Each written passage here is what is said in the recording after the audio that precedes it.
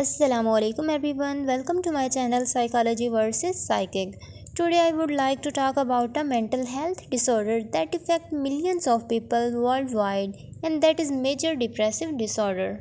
Depression ایسی بیماری ہے جو بہت سے لوگوں کو متاثر کر چکی ہے۔ ورلڈ ہیلتھ آرگنائزیشن کے مطابق دنیا میں لگ بھگ 264 ملین لوگ ڈپریشن کا شکار ہوتے ہیں۔ اگر ہم بات کریں پریولنس کی تو مردوں کی نسبت عورتوں میں یہ مرض زیادہ پائی جاتی ہے۔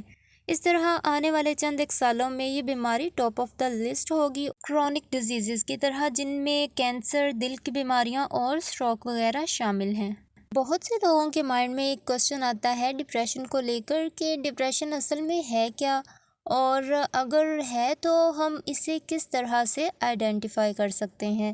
لہٰذا آج کے اس ٹاپک میں ہم ڈپریشن کے چند ایک سمپٹمز، کازز اور ڈائگنوسٹک کرائٹیریا کو اسٹڈی کریں گے DSM-5 کے اکارڈنگ، اور ٹریٹمنٹ کے چند ایک ٹائپس ہیں جنہیں ہم سمجھنے کی کوشش کریں گے۔ Now I will talk about major depressive disorder۔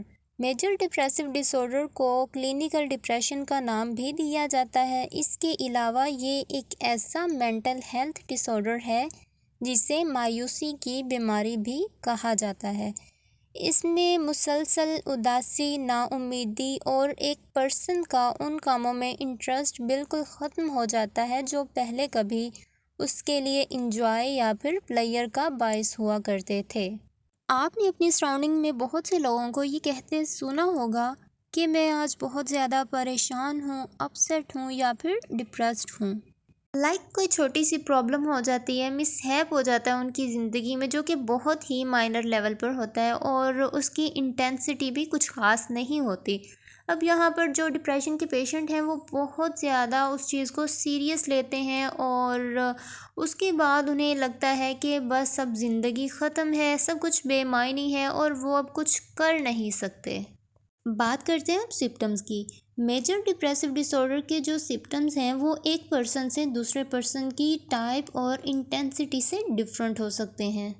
اچھا، یہاں پر جو ڈپریشن کے پیشنٹ ہیں وہ نیگیٹو تھاٹس کو بہت زیادہ فیس کرتے ہیں، انہیں اپنا فیوچر اور آنے والا وقت بہت زیادہ ڈارک نظر آتا ہے۔ اس وجہ سے پیشنٹ کے اندر ایکسیسو گلٹ پایا جاتا ہے۔ لاس آف انٹرسٹ، یعنی ایسی ایکٹیویٹیز میں انٹرسٹ کا ختم ہو جانا جو کبھی ایک پرسن کے لیے خوشی کا باعث ہوا کرتے تھے۔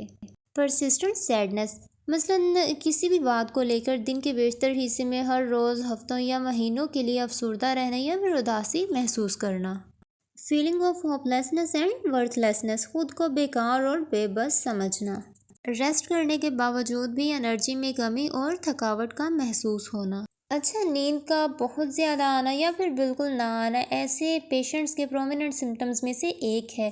انہیں رات کو سونے کے لیے گھنٹوں نیند کا انتظار کرنا پڑتا ہے، اور سم ٹائم ایسا ہوتا ہے کہ اگر رات کے کسی پہر ان کی آنکھ کھل جائے تو دوبارہ سونا انتہائی مشکل ہو جاتا ہے۔ ویٹ چینج، ڈپریسو پیشنٹس جو ہوتے ہیں ان کو عموماً بھوک کم لگتی ہے، لیکن کچھ کا معاملہ اس کے برعکس ہوتا ہے، یعنی ان کی بھوک میں اضافہ ہو جاتا ہے۔ ایسے لوگ کنسنٹریٹ نہیں کر پاتے اور اس کے علاوہ ڈیسیژن لینے میں یا پھر چیزوں کو یاد رکھنے میں بھی پرابلم کو فیس کرنا پڑتا ہے۔ ڈپریسو پیشنٹ اپنی زندگی سے اس قدر مایوس ہو جاتے ہیں کہ اکثر موت کے بارے میں سوچتے رہتے ہیں، اور سم ٹائم ہوتا ہے ایسا ہے کہ وہ خودکشی کے منصوبے بھی بنا لیتے ہیں۔ اب ہم میجر ڈپریسو ڈسارڈر کے ڈائگنوسٹک کرائٹیریا کو دیکھ لیتے ہیں DSM-5 کے اکارڈنگ۔ ان میں سے چند ایک علامات اگر 2 ہفتے تک ایک پرسن کے اندر موجود رہیں اور اس کی زندگی میں واضح طور پر تبدیلی آ جائے، پہلے تو وہ اپنے روٹین کے کام بڑے اچھے انداز سے، احسن طریقے سے سر انجام دے رہا تھا، لیکن ڈپریشن کے بعد ہوتا کیا ہے کہ وہ اپنی روٹین سے ہٹ جاتا ہے۔ ڈپریشن کے ڈائگنوسس کے لیے کیٹیگری اے میں سے ڈپریسڈ موڈ یا پھر لاس آف انٹرسٹ، ان 2 سمپٹمز میں سے کم از کم ایک سمپٹم کا موجود ہونا ضروری ہوتا ہے، اور اس طرح آپشن بی میں سے کم از کم 5 سمپٹمز کی پریزنس ایک پرسن کے اندر موجود ہو اور اس کے جو امپورٹنٹ ایریاز آف فنکشننگ ہیں وہ بھی ڈسٹرب ہوں، تو اس مرض کی تصدیق ہو جاتی ہے۔ دیکھ لیتے ہیں وہ سمپٹمز کون کون سے ہیں۔ ایک پرسن سارا دن یا پھر دن کے بیشتر حصے میں ڈپریسڈ نظر آئے، اس کے علاوہ وہ خود کو بے حد اداس، غمگین، بے بس اور خالی محسوس کرتا ہو۔ جو کہ کلیئرلی آبزرویبل ہو دوسروں کے لیے۔ ایک پرسن کا ڈیلی بیسس پر یا پھر موسٹ آف دا ڈے یہ فیل کرنا کہ اب کسی بھی کام میں کوئی انٹرسٹ، کوئی خوشی باقی نہیں رہی اور کوئی بھی کام اسے خوشی نہیں دے پا رہا۔ مثلاً پوزیشن ہولڈر بچے کا ڈپریشن کے بعد اسٹڈی سے انٹرسٹ ختم ہو جانا، بھوک کا لگنا یا پھر بالکل ہی نہ لگنا۔ اس کے علاوہ وزن میں نمایاں طور پر کمی یا اضافہ جو ڈائٹ سے ریلیٹڈ نہ ہو اور 1 مہینے کے اندر 5% تک یہ ویٹ گین یا پھر لاس کے چینجز نظر آئیں۔ نمبر 4 پر آ جاتا ہے انسومنیا اور ہائپوسومنیا، یعنی نیند کا بالکل ہی نہ آنا یا پھر بہت زیادہ آنا۔ نمبر 5 پر آ جاتا ہے ریڈکشن آف فزیکل ایکٹیویٹی، یعنی سارا دن نکاہٹ، کمزوری کا شکار رہنا۔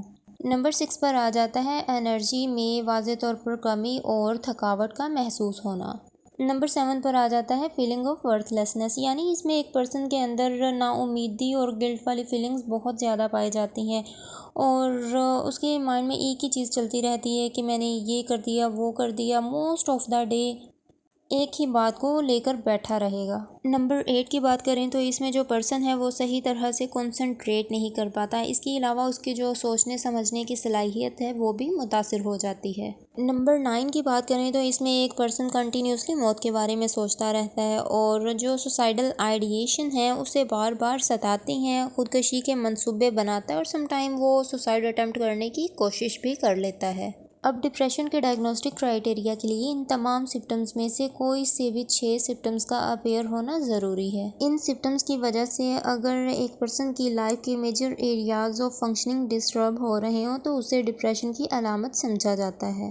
آ جاتے ہیں پوائنٹ ڈی کی طرف۔ اگر یہ سمپٹمز کسی بھی فزیکل پرابلم لائک ڈیزیز یا پھر ایکسیڈنٹ کا نتیجہ ہوں یا پھر میڈیسن کے سائیڈ ایفیکٹس کا نتیجہ ہوں تو ہم اسے ڈپریشن کنسیڈر نہیں کریں گے۔ آ جاتے ہیں پوائنٹ ای کی طرف۔ اب یہاں پر جو میجر ڈپریسو ڈس آرڈر کے سمپٹمز ہیں وہ کسی اور ڈس آرڈر کو بیٹر ایکسپلین نہ کر رہے ہوں۔ چلتے ہیں ٹریٹمنٹ کی طرف۔ ڈپریشن کا علاج مختلف طریقوں سے کیا جاتا ہے جس میں psycho therapy, life style changes اور میڈیکیشن وغیرہ شامل ہے۔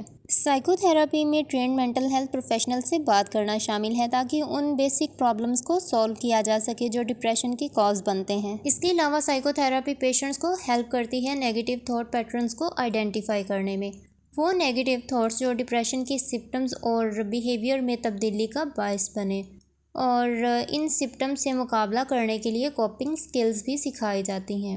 سائیکو تھراپی کی بہت سی ٹائپس ہیں جو میجر ڈپریسو ڈس آرڈر کے ٹریٹمنٹ میں بینیفیشل ثابت ہوئی ہیں، جن میں cognitive behavioural therapy, interpersonal therapy اور سائیکو ڈائنامک تھراپی شامل ہے۔ اب بات کرتے ہیں لائف سٹائل چینجز کی۔